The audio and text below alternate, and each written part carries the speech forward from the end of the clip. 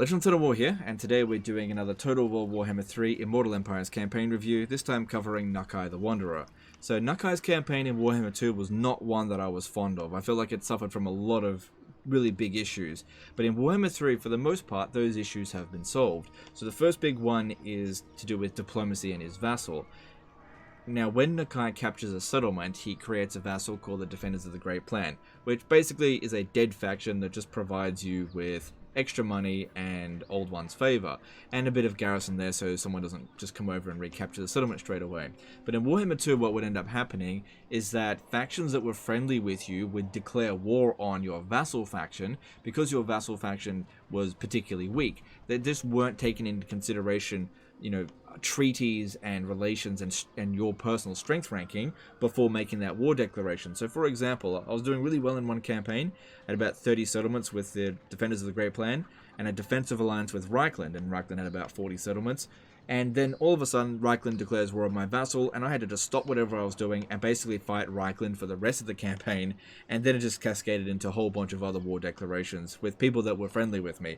And so it really irritated me. Now, in Warhammer 3, that can't happen, because if a faction wants to declare war on your vassal, they have to declare war on you directly. They can't declare war on the vassal directly anymore, which means they're going to take your strength into consideration and also your relations, which means in Warhammer 3, diplomacy actually matters for Nakai, whereas in Warhammer 2, it really didn't matter that much. The AI would just ignore all diplomacy treaties with you.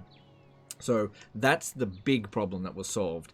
Now, another thing was that Nakai had a sort of a destitute economy, but that's been solved by just giving the vassal a buff. They provide about twice as much favor than they did before, and that gives you all the money that you need to actually purchase the armies that you need.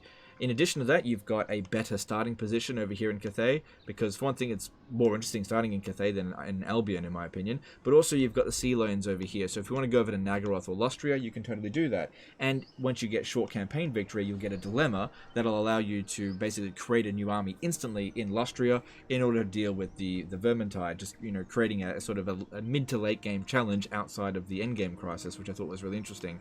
So overall, I actually highly recommend this campaign, whereas previously I absolutely hated it.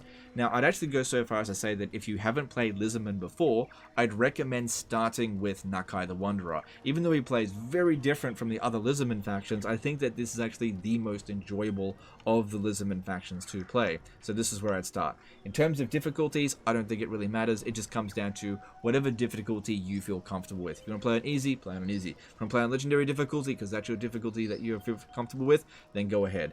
Nakai the Wanderer, I think, is a campaign that caters to all difficulties, and there is no real sweet spot in terms of that's the difficulty that you should be playing on for maximum enjoyment. Anyway, that's the end of this one here, guys. Let me know in the comments below what you think, which legendary lord you'd like me to cover next. Don't forget to subscribe if you haven't already, and we'll see you next time. Appreciate ya.